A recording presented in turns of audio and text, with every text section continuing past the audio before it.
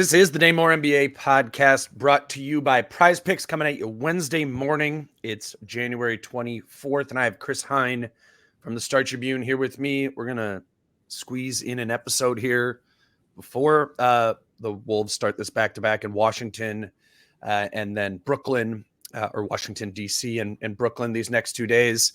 Our next episode will be after the Brooklyn game, so Kyle and I will kind of recap the Wizards Nets back-to-back. And that one, this episode with Chris, I guess we have to dedicate more time to that Hornets game, which is one thing to do. But Chris, we're recording this right after Wolves shoot around in DC. You were there, and I guess my curiosity, and I would assume many other people's curiosity, is like, what was the vibe? This has been a team that's like pretty quickly turned the page. As D'Lo always said, never too high, never too low. What was it like this morning? Like, that was about as bad of a loss, right, as they've had all season. What was the vibe? What did you get from the guys you talked to?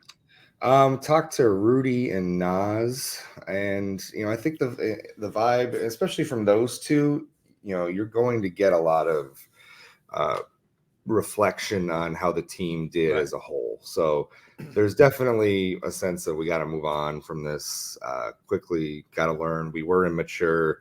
Finch was right, with his post-game comments. He was just kind of telling it like it is, like all that stuff. Disgusting. Said the right things. Finch was seemingly in a good mood. Listen, it's the NBA season. Worst loss of the season, but you do have a game tonight, and you can't let it linger. You can't have that hang over your head and just affect how you're going to perform moving forward. Because if you do that, then it's gonna really have an effect on your season. So I think as much as it stung and it stunk, you got to be able to move on, both as a team and maybe as a fan base. Touche. Yes. The nugget that came out from the Timberwolves PR staff from this morning was Mike Conley now added to tonight's injury report with illness. He's listed as questionable. So funny story about that. So John is on the trip. John Krasinski's on the trip, and so we both kind of ahead of time we both wanted to talk to Mike at shoot around today. So we make the request to the PR staff, and then the PR staff comes up to us and is like, so about that. But we're gonna be saying that Mike is questionable with an illness here. Mike was not at shoot around. So we'll see. Ant had an illness, played the other night. I think everybody knows what Mike Conley brings if he's on the floor. Right. And that was maybe much needed in that fourth quarter. He realizes it. The team realizes it. But at the same time, it's like this team can't have Mike Conley hold its hand through a fourth quarter. They should be able to function properly without him for a little while. Yeah. But it's interesting that they haven't shown the ability to do that. Correct. Too, right. Yeah. You know what I'm saying? Like, it's like, and they know that. I guess where I'm kind of at with it is I do think that's something that will, and maybe already kind of has slowly progressed over the year. I know we're living in like the moment of, no Mike Conley in that game, and it's pretty easy to connect some dots as to why that cost him that. I do think they've incrementally gotten to the point where they less so need Father Mike to, walk them there, but it's going to be it is going to be a process over time, and one that you want Mike to play in this game, but part of you goes to like some reps without him and figuring this out is there's value in that too. And when I was putting some stuff together this morning, I was thinking about it in the sense of, I don't think Nickeil Alexander-Walker has been bad when he started think so either, no. the games in place of Mike Conley. So it's not like, he really got kind of Carl going actually with that pick and pop stuff in the first quarter, him and Nickeil, right? And we saw like in that Boston game, like the offense played reasonably well for 44 minutes, like that was that wasn't the issue in the Boston game either. Like they were able to have a good offensive night. You had a good tweet that yesterday that I had forgotten about this, that so Mike missed the Boston game for rest, missed the Charlotte game for rest. He played in the Atlanta game, but was not 100%. He was very, I was going to say food sick, had food poisoning. Food poisoning, yeah. Was absolutely not himself there. So I don't think we need additional evidence to say that Mike Conley is important in these situations. But if you look at, some of the worst performances of the year, not just this week, right? There is that corollary to Mike Conley not being there and the team taking a hit. And if it is true that, Nickeil is a functional backup, I don't think we're seeing anything egregious in particular from him. It's a more like existential issue then, right? At that point of all right, Nickeil's doing his thing as the backup point guard when he starts these games, not playing poorly. So then it's elsewhere. You're needing Carl and Ant and Jaden and everyone else to sort of step up in Mike's absence. And we don't need to list them all off of what those things are. I think we kind of know those. Jace hit those yesterday. Yeah. Who do you expect to kind of step up here in these moments without Ant, or ironing out some of these things? I think we need to get to this point of who else can help other than Mike, right? The answer, as you said, can't just be Mike. What is it that Ant can do? What is it that everyone else can do in this time that can make them last without Mike Conley? I mean, it's a hard one, right? It's a hard one. Last year, the answer was Kyle Anderson. He was kind of the organizer, the mature one, so to speak. Before Mike got here, they relied heavily on him. But Kyle, we've seen him go through the ups and downs of this season, at least from a scoring perspective. So he's one name that jumps off the page in that sense, because he can bring a little bit of that, intangible quality that Mike can bring, but in a different way. And obviously, when it comes to the tangible stuff, like Kyle's not going to be spotting up for open threes and taking them the way Mike can and has. So if you're looking for that sort of stuff, that's Kyle Anderson to me. If you have Carl and you have Ant in these kind of situations and you need another playmaker, we've seen Jaden hit some big shots at times. He shouldn't just be an afterthought. That's an opportunity for him to maybe really assert himself as a good third option in this offense. So I don't know. It's tough because I don't think there's one guy who can fill both of those things that Mike does, whether it be in terms of the leadership and tangible qualities and the actual basketball. Okay, he can be the third option here that we need.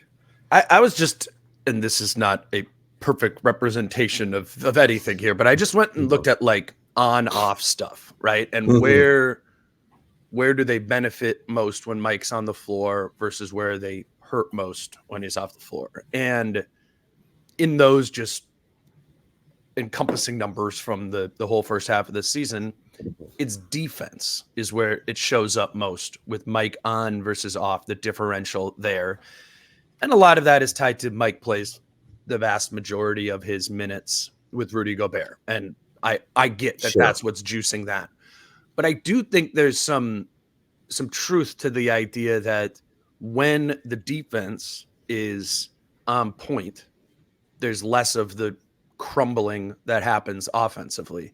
And that was a truism, right, in the Charlotte game. Yeah. And I think we think about the what would have Mike Conley brought to that Charlotte game that would have saved them there, and you go, all right, in the fourth quarter or second half when they were chasing some points and whatever, things were falling apart. Mike would have stabilized the offense and maybe got them some better looks to give them some more points to win the game, right? But Mike would have probably nipped it in the bud early, the defense that was just completely missing in that game right from the jump against the Hornets. And again, I'm not saying this is the right answer, but I wonder if the answer when Mike Conley is off the floor or if he has to miss extended time and whenever that is, if it isn't just leaning more into defense, whether that's personnel wise or just like, all right, we don't have Mike in this game. But to your point, though, I mean, Nickeil was the one that was in the starting lineup for him, and theoretically, that shouldn't be a drop off defensively. I know, but it's because if you were going to go like with an all defensive lineup, Nickeil would be on the floor in one of those lineups. It's I don't know what the answer really. I mean, look, it was that Charlotte game to me. I mean, we've covered this ad nauseum. You have. Social media has. It was just to me just a perfect storm of like Carl's big night allowed them to basically treat the game differently than they would have otherwise, and it was just a disaster all around. Like I don't know how much of this is certainly an indictment on their lack of maturity, right? But I also am wondering like how much of Monday was also a bit of an aberration. Sure. Because of how the game just played out with Carl's big night. I think that is fair. It's both are fair. We can't let go of the maturity part of it. But. And the other thing, and I said this after the game Monday night, and to your point, even with Mike on the floor recently, the fourth quarter offense has not been good in the last couple of weeks, dating back to that Dallas loss. And Mike was on the floor for the last 3 minutes of that Dallas loss, just after New Year's. So it wasn't a problem at the beginning of the season. They were winning a lot of these clutch games. And yes, the defense was leaky. But the defense we've seen can bounce back and has bounced back. The fourth quarter offense in close games has been a problem now for about 3 weeks. Yep. And I think that is the running theme to me that you have to fix and correct. And Mike obviously was not on the floor for that, but there have been times, in Oklahoma City was another example of this, where he was there and the offense just wasn't working in the fourth quarter. They got to figure this out again. That to me is the big issue coming out of Monday moving forward. Is the late game offense and figuring that out. I want to a little bit later talk about the ant element of that specifically and what answers there are to find there. I want to grab our first break here first. Can I trouble you for some 49ers takes? Well, both of my picks last week, I said over and they went under. So I don't know how. I don't know. This is why I don't gamble, because no. Over unders to me are a fool's errand. I just think I know they're a sponsor of yours. No. I know what you're saying. But I just don't do it because I would just lose money on this stuff. Well, I'm like, I don't know. Maybe he'll go over. Maybe he'll go under. I don't know. Well, look at the more or less. Then sorry. Yeah. No, you're all right. Yeah. The Christian McCaffrey they have a promotion going that is more or less than 0.5 rushing yards against Detroit. So I think we feel good about that one.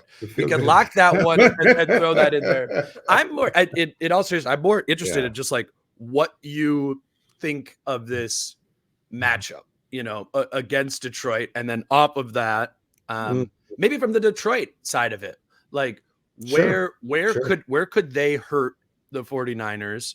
And or where could the 49ers hurt the Detroit and limiting their players? I think that's a good place to start with these. Thinking about a game script and how that might work. What are you concerned about the Lions or confident about that? I am scared as a Niners fan of Jahmyr Gibbs. Okay. That's what I am scared of in this game. The Niners run defense is vulnerable. Aaron Jones put up 100 yards on them last week. And I think the Niners defense is Detroit's got a great offensive line. I think Montgomery is the type of back that they could probably slow down a little bit. I was thinking that too. But the guy with the explosiveness that Jahmyr Gibbs has, he's the one that worries me on Sunday. So what's he at here? So his rushing number is 47.5, and his receiving number is 22.5. Now with his receiving number, I'm not certain on that, because if they're able to kind of line him up against like Fred Warner or Dre Greenlaw in coverage, yes, that's not the worst matchup for the Niners in terms of pass coverage. But the rushing yards, what's his rushing total? His rushing yards is 47.5. I might go on the over on that. Okay. I feel like he could eat them up on the ground a little bit. Okay. So all right. Now on the other side of the ball, we don't know if Deebo Samuel is going to be playing. Right. Yeah. And that's a huge difference for a number of reasons on the Niners offense. They go from like being first in the league to like being an average offense when he's on the field. So, I mean, McCaffrey is like the surest bet, because McCaffrey is just going to be fed the ball in a game like this. So what's it? You got the promotion for take the free square of the rushing. The free square, right? I mean, are we looking at total yardage? Are we looking at receiving? This is receiving here for McCaffrey is 36.5. And then I think Kittle, I remember last week we were talking about this. Kittle was maybe like 40s or 50s. Or Kittle, I mean, yeah, now he's up to 60.5. Kittle benefited from Deebo being out. Yeah. So more targets were available for George Kittle in their offense because Deebo was out. And that's what's happened traditionally as a fantasy manager of George Kittle. I remember I've asked you about this. 2022. Deebo Samuel was out during the fantasy playoffs, and George Kittle went bonkers. He did. Because they started featuring George Kittle more. So if Deebo Samuel is out, I'm probably hitting the over on George Kittle receiving yards. Okay. If Deebo Samuel plays, it's a bit more of a question mark. So he's at 60.5 there. Is that the number? Yep. 60.5 is Kittle. So if you like, if you're certain, Deebo Samuel isn't going to play, maybe you get some value right now early in the week. What's Brandon Ayuk at? So he's not up on there, and I'm assuming they're tying that to Deebo more. I mean, that'll be up there later in the week. I mean, you could just go over on Kittle, take the risk that Deebo isn't going to play. Right. And just grab the over now, because even if Deebo does play, there's still a decent chance that George Kittle can get 61 receiving yards in this game. That's true. So maybe it's a little bit of free money there if you grab the over now. I don't know. I don't know how this works. Nope, that's it. I just wanted to talk about the game. Think about it. I mean, what's Amon-Ra St. Brown? What do we got for him there? Let me go back here. This is hold on a bit. 84.5. That's high. The Niners do a good job of limiting teams throwing over the middle. You beat the Niners by throwing it to the outside.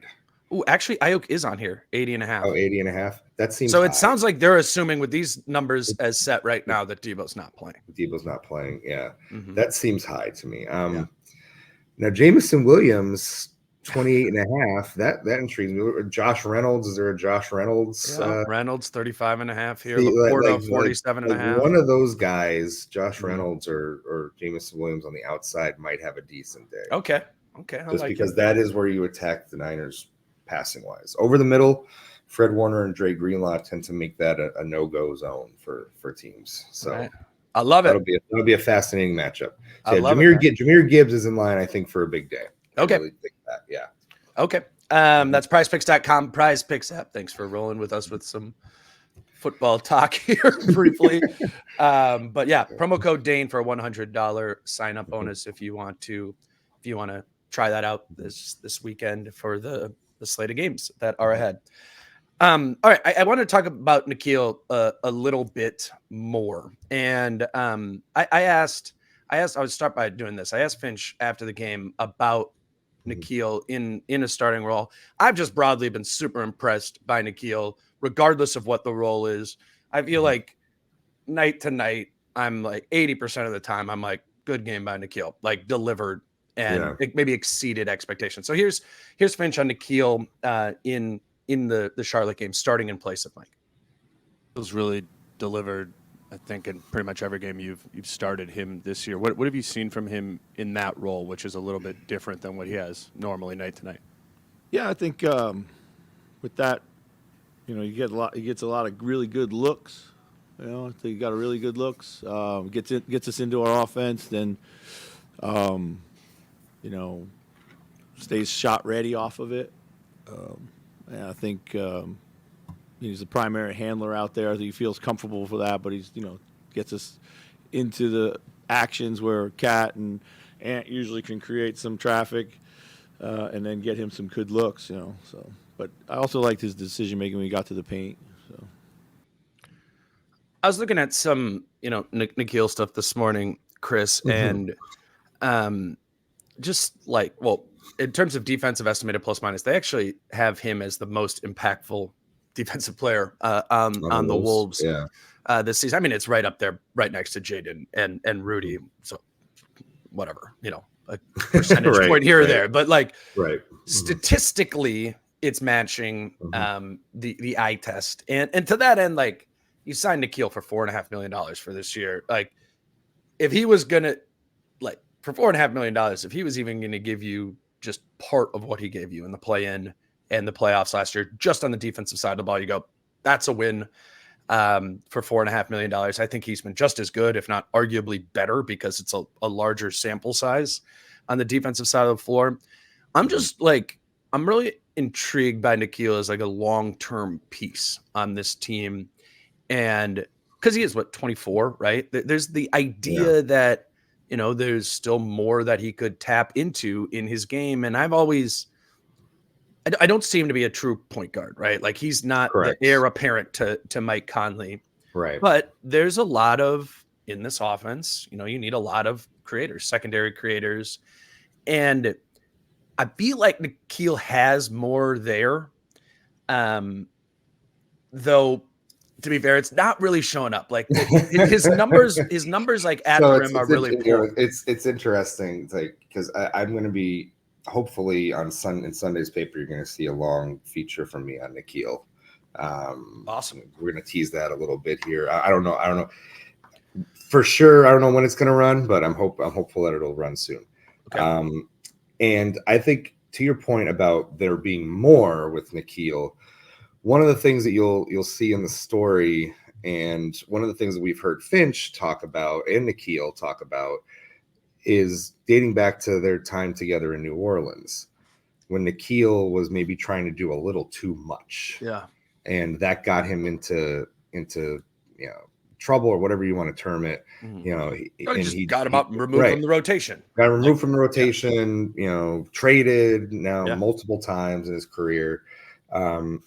So when he does that, that might be a bad thing for him if he tries to add too much. Like, who he is now and who he's playing as now, it's great. It took a while to get to this point. Like, it took a lot of trial and error to, like, what are you on the offensive end of the floor, right? And this kind of role right now, where he's not trying to be a primary playmaker and he's a good shooter. That was something that he didn't really lean into early in his career, the shooting aspect. Now he's leaning into it a little more. All this stuff took a lot of time to get to where he was. So I don't know what the next step is, but I would worry that if trying to put more on his plate might cause it to balance off the other side. Right. And that's why you don't want it to be too much, right?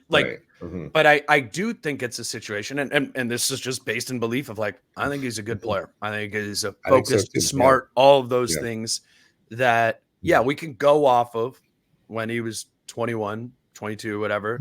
Too much was too much. So let's avoid too much. But, I mean, if he can give you a little bit more, this team could benefit from a little bit more offensively. Again, the numbers don't necessarily bear that out. Even though he's not finishing and has not finished at the bucket, well, it's where he gets himself into trouble. I think that's an advantageous spot in this team, right? When you are the second, third guard wing in the offense, it's the Jaden thing. It's like, you should get a lot of like pretty clean straight line drives in addition to the spot ups. Like we know Nickeil's right. We feel pretty confident about Nickeil as a average, above average catch and shoot guy, right? Mhm. But that's what I'm thinking of, like specific sort of actions, maybe late in the shot clock where Nickeil can quickly run a pick and pop or a pick and roll with Nas or Cat or whatever. And sometimes to be able to weaponize that, I think he needs to be able to get to the basket and do so under control. I think that's what it is. It's like there's a little bit of something that's erratic about him once he gets within 5-6 feet. And I guess that's what the question is can you slow yourself down to become a better finisher, do more things more efficiently once you are in the middle of your attack to the basket? And I feel like personally that he does have that or will have that. And to that end, it makes sense to add it a little bit. Okay. I think I could see that happening. I think that's something that would take time to, maybe an off season to really hone and perfect the way that they want it. I think maybe we saw a little bit of it in that Boston game. I'm thinking back to some of those buckets that he had late in that game, and for sure, those were not all threes. Like he was taking it to the bucket and finishing in that game. But yeah, we haven't seen it a ton. Yeah, we haven't seen it consistently from him. So but to your point, 25 years old, $4.5 million, right? Your sixth starter essentially. Yeah. Major minutes off the bench regardless. Like it just sometimes the NBA is funny like that, where it's like, yeah, you can get that kind of value out of somebody. And in the era of the second apron, a guy, right?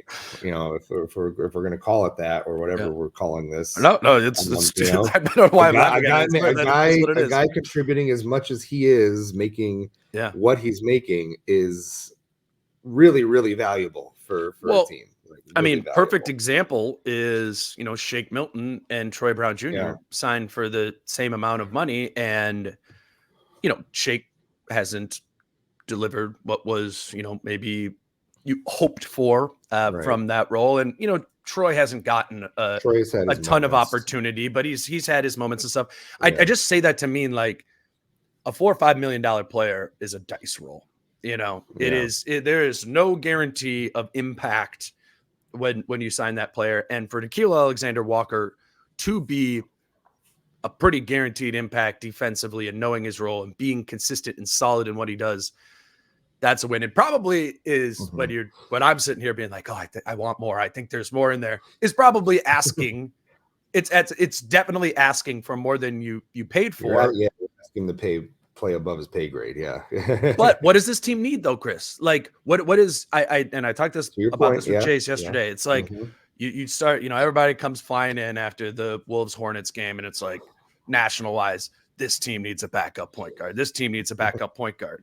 And it's like, no, this team needs 48 minutes of Mike Conley.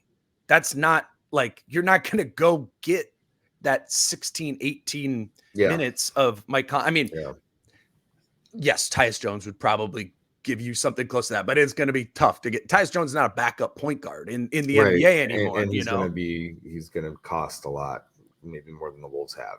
Yeah. And then you got to go pay him in the summer too. I mean, obviously Tyus would be a really good fit on this team. I think we agree with that. Nobody but that, I just it's just weird how I'm like, yeah, this team needs more stability out of the backup point guard position, but I don't think that's the thing that I would choose at the deadline if I had one thing to choose, because I don't think just having a backup point guard would solve all the questions that this team has at backup point guard. To me, it doesn't solve maybe fourth quarter offensive issues. I mean, obviously, like in the final possessions, in the final minutes of a game, we know that we know what the offensive lineup is going to be. It's going to be the 5 starters, right? But if you have some sort of shooting for the other minutes of the 4, like for maybe around the 5-minute mark, for around the 4-minute mark, and things are maybe just a little freer for Ant in those moments, like and the defense has to really respect somebody who's going to knock down a corner three or a wing three or whatever. I just think that benefits the team more than anything. Right. I go back and forth on this. So you talk to me next week and I'll probably say they go for a backup point guard. But I just think with the spacing issues that they tend to have, like getting another shooter in these situations. I just think the more shooting that you have in the Finch offense, as we've seen the last couple of years, the better it tends to be. Still where I'm at too. Yeah, I agree with that. Like, if it's not the highest level point guard that you go out and get at the deadline, and it is more in the true backup point guard realm, I think it's presumptive to assume that player that you bring in is going to be substantially better than Jordan McLaughlin. That's where that's where a lot of my rationale comes from, in being like, that is not the first place that, I would go to look to add something to this team. But like we've been saying this entire time, the backup point guard is not going to solve the late game offense. That's the real, be on the floor in those situations. Right. Yeah. But a shooter could be with 4 minutes left, especially if that person's got the hot hand that night or something like that. Like, they will be on the floor for a decent number of those possessions, perhaps. Yeah. Let's talk about Ant at the end of games. And I've been thinking about, like, what do those possessions look like, right? Where he's making the turnovers. Obviously, this wasn't the Charlotte game, but there's been obviously numerous games where it's been problematic in the fourth quarter, and Ant's going to the basket and he's getting loaded up on, and maybe he doesn't get a foul call. He misses the shot, or more importantly, or more crucially, when he gets to the middle of the floor and makes a pass, he makes a bad pass and it's turned over, or he's stripped when he gets there. And I very much understand this is me talking out of both sides of my mouth, as I started the season being like, okay, too much Ant mid-range. That was a pretty big theme for all of us, Finch included, at the beginning of the season, of we need to have that shot distribution be a little bit more balanced out. But I'm wondering if in those situations when Ant is getting to the middle of the floor, rather than trying to, like, at 15 feet, rather than trying to drive through it or pass out of it when there's a bunch of hands in his way, if just taking more mid-range shots in those situations is an answer. What do you think about that? I don't know. I'm not thrilled. I'm not thrilled at that, because I'm thinking, like, okay, what does that possession look like? Dribble, then pull up from 16 feet. Well, like, we're going to say that that's a bad possession, regardless of the outcome of the shot. I feel like I think it's about that. Like,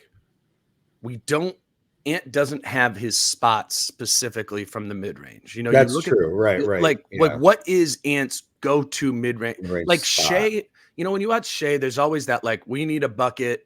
I'm going to just, like, dribble down to, like, 13 feet, stop, and sort of pop that little mid-range shot. Like, Ant doesn't have that go-to thing in the middle of the floor. He actually has a lot of different moves in the mid-range. We've seen that for sure expand.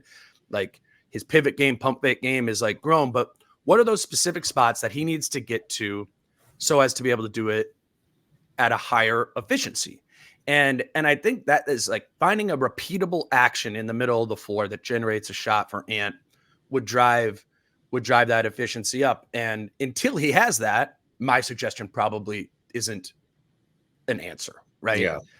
But is that worth pursuing, I guess, is the overall thought. I was show you this here. I was just looking at, like, where Ant ranks in, like, mid-range frequency, and like how, like, these are the high on the screen right here. These are the Ant is the 17th highest volume long mid-range jump shooter in the league, in terms of 15% of his shots are mid-range jump shots.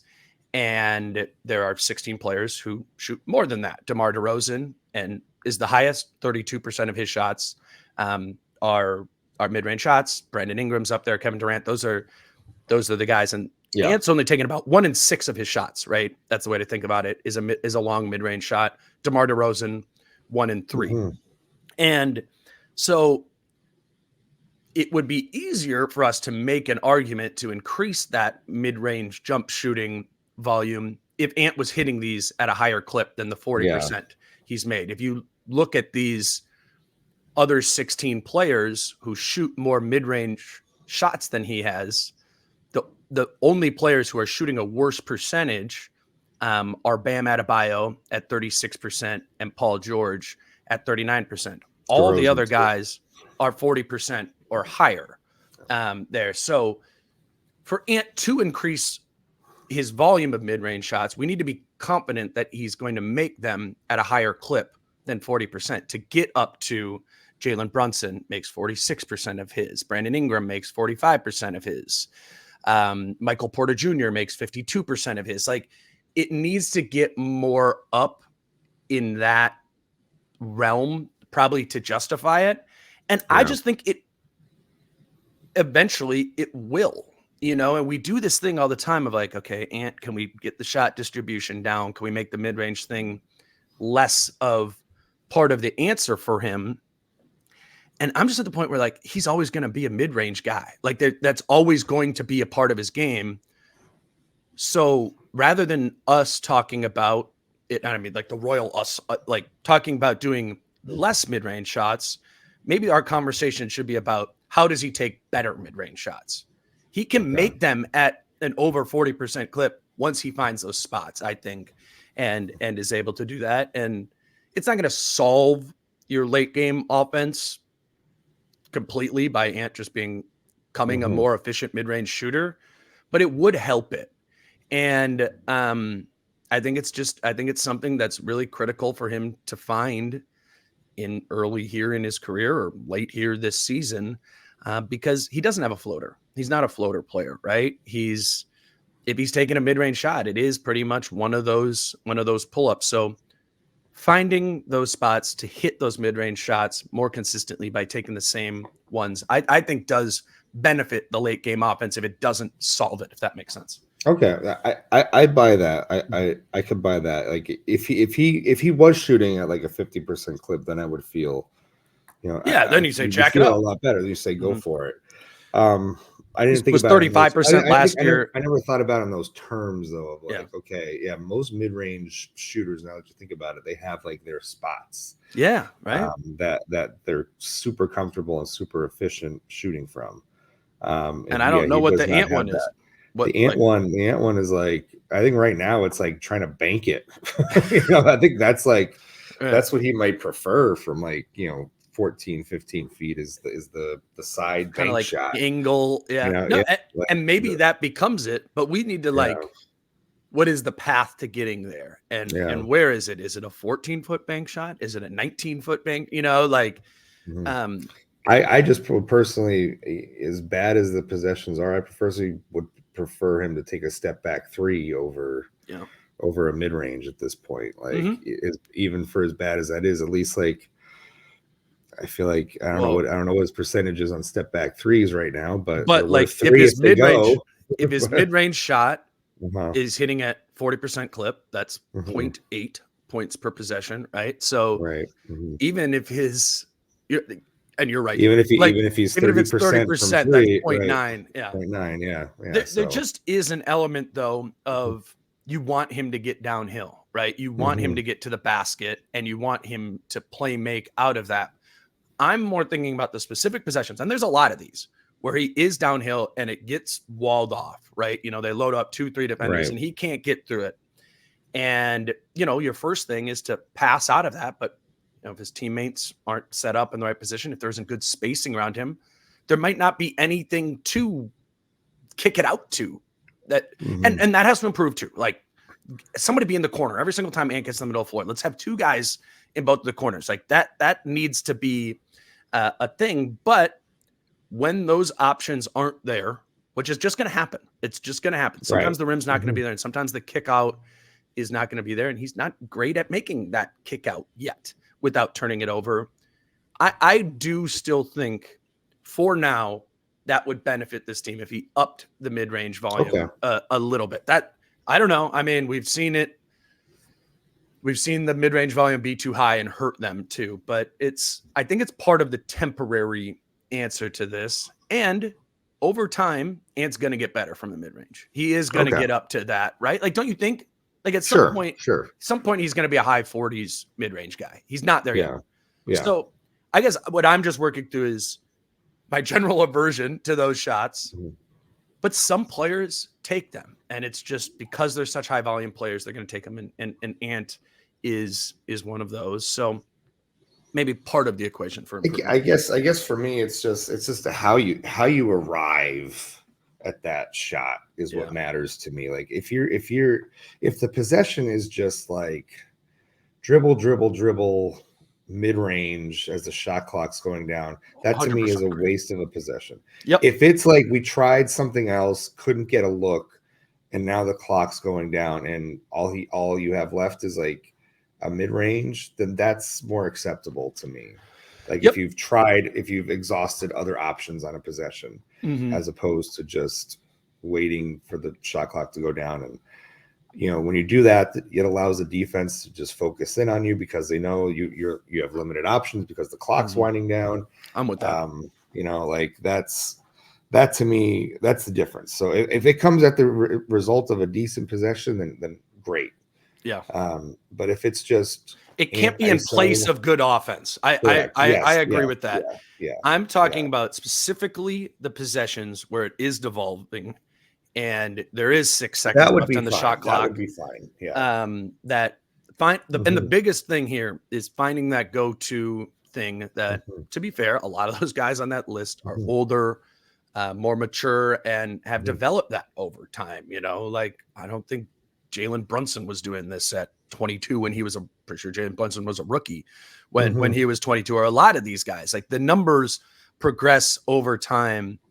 My biggest thing is just opening up my mind to the idea that this is going to be part of Ant's diet, even though the numbers in his career thus far indicate he's not very good at it. 40% this year, not good. 35% last year from long mid-range, not good. 35% from long mid-range the year before that, not good. But he's a star.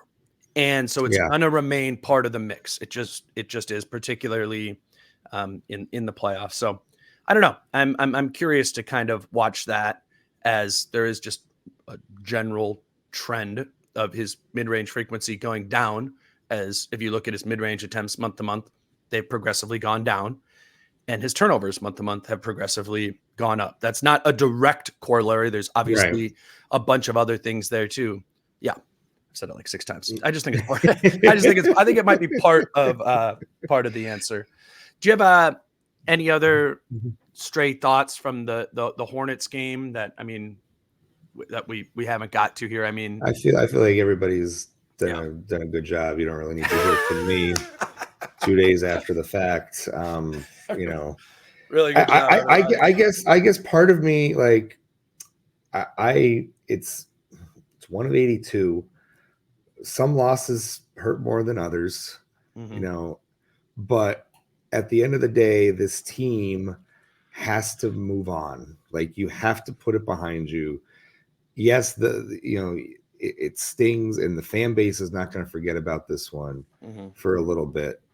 But the team has to be able to move on, and they have to mentally be allowed the space to move on. And they have done that broadly this season, right? Yes, we were both vouch for the idea that they're. I mean, look, Oklahoma City should have lost to Portland last night, right? Like, I hate to say this, but nights like this happen in the NBA sometimes. I'm actually with that. It really does. Like, it really does. Follow any good team; they're gonna have some clunkers. In the course of a season, they're gonna have nights where they lose to bad teams. We talk about it all the time. It's like, okay, what if their 6-10 record against bad teams was inversed last year, right? And it was 10-6. That still leaves 6 bad losses against bad teams, right? That still leaves 6 losses where you would have felt really crappy afterwards about how they played and about their future. That still left 6 of those instances where it happened. It's happened like 3 times this year where they've lost to those kind of teams, and 2 of them were in the first 3 games of the season. So you know, I, in the I moment agree it with you. sucks, but if you're taking like the long view of this, it's a bad loss in the course of a season where you are going to have bad losses. You just are. Mhm. So I think if it becomes a problem, then yes, then it becomes a problem like it was last year. But and because of that scar tissue, you can't just think of it that way. Mhm. But you have to try to be able to box it in and be like, okay, that was that night. What do we got tonight? What do we got tomorrow? You know, 2 winnable games here against the Wizards in Brooklyn on the road. Like, you got to be able to try to move on and flush it, and just what's done is done. Yeah. No, I'm with that 100%. I mean, the way I do it is like, all right, bad loss. What made the loss bad? Let's talk about that. As Jason and I talked about it yesterday, there is a handful of different things to go into. Obviously, maturity was a top line thing, but also part of it is like the Wolves kind of struggle with small teams, you know, and Charlotte played small and fast. Like there's things that happen there. And then the next day is moving on from it and noting it as the beginning of a trend, but not presuming it will be the trend, right? Like, well, that's where I'm at right now. Like, your guard is up, your you know, your antenna are up to see if this is going to become a thing. Yep. And to me, that's what I say. Like, the more distressing thing is the lack of fourth quarter execution, which is that not is a becoming a trend. That is becoming a trend, and that is the major issue I think they have to solve. And we'll see tonight. No, it's sober and I think accurate analysis of the current state on January 24th at 11:55 a.m. Like that's where it is now, and let's check back in it. You know, dwelling on it probably isn't probably is as we don't need any. We probably don't need any more of that.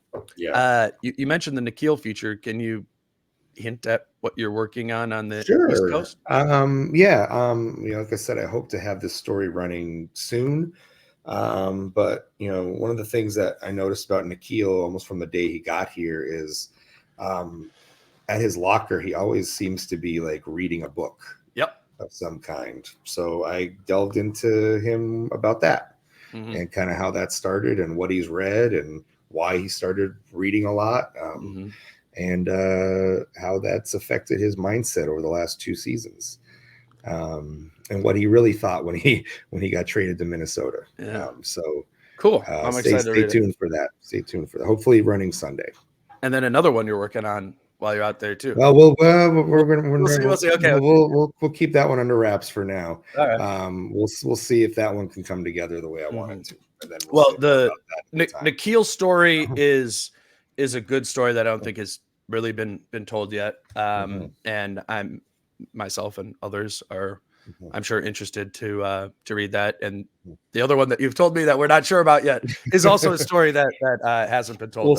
We'll see what happens with that. Yes, there's inside baseball. There's a lot of shit that goes on to conduct future stories. So if and when those stories do come out and publish, we'll have Chris give us a little hint about what's going on in those. And as always, you can be reading all of Chris's work at the Star Tribune. He's on the road in Washington with John, and then on the road in Brooklyn as well too. So obviously, be following those guys for everything outside or inside, I guess, the locker room. And I'm not going to be on this 4-game road trip at all. So let's all lean on Chris and John's work there too. The last thing I just want to mention before we wrap this up is we do have trying to do a better job of these tickets that we have to give away, letting people know about them a little bit earlier. A week from today, we have 2 tickets for the game against Dallas. And if you are available to attend that game, just send us a message on Patreon. We don't want to give it away to somebody who can't end up going to the game. So you send us a message there, let us know that you're available. And we'll pick someone at random to give those 2 tickets to. That's at patreon.com/DaneMooreNBA. It's a way for us to kind of thank some of our subscribers who, make this work in part possible to happen, all the guests and the travel and the shows day to day. So that's patreon.com/DaneMooreMBA. Chris, I appreciate you coming on after early shoot around and doing this, and we'll talk again once you're back in Minnesota. Yep, sounds good. All right. Until then, you can follow him on Twitter at Christopher Hine, who will be at these next 2 games. I'm Dane at DaneMooreMBA. Next episode, again, nothing after the Wizards game, but Kyle and I will talk Wizards and Nets game on Friday morning. Until then, he's Chris. I'm Dane. Peace out. How I'm feeling, man, I hope it never stop, yeah. Green and hot so you can find me in the crowd, yeah. Don't let standards ever bring you down, yeah.